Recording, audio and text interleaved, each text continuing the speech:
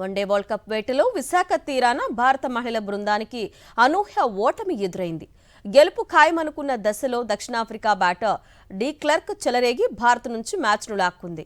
చివరి 5 ఓవర్లలో 52 పరుగులు చేయాల్సి ఉండగా 4 ఫోర్లు 5 సిక్సర్లు బాదిన డి క్లర్క్ 7 బంతులు మిగిలి ఉండగానే మ్యాచ్ను ముగించింది. అంతకుముందు భారత్ మళ్లీ బ్యాటింగ్లో తడబడింది. అయితే రిచా ఘోష్ అద్భుత ఇన్నింగ్స్తో మెరుగైన స్కోరును అందించింది. ఆదివారం ఇదే వైజాగ్ మైదానంలో ఆస్ట్రేలియాతో హర్మన్సేన తలపడుతుంది. వన్డే వరల్డ్ కప్ వేటలో విశాఖ తీరాన భారత మహిళల బృందానికి అనూహ్య ఓటమి ఎదురైంది. గెలుపు ఖాయమనుకున్న దశలో దక్షిణాఫ్రికా బ్యాటర్ డి క్లర్క్ చెలరేగి భారత్ నుంచి మ్యాచ్ను లాక్కుంది.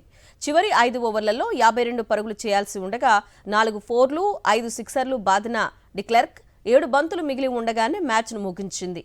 అంతకుముందు భారత్ మళ్లీ బ్యాటింగ్లో తడబడింది. అయితే రిచా ఘోష్ అద్భుత ఇన్నింగ్స్తో మెరుగైన స్కోరును అందించింది. ఆదివారం ఇదే వైజాగ్ మైదానంలో ఆస్ట్రేలియాతో హర్మన్సేన తలపడుతుంది.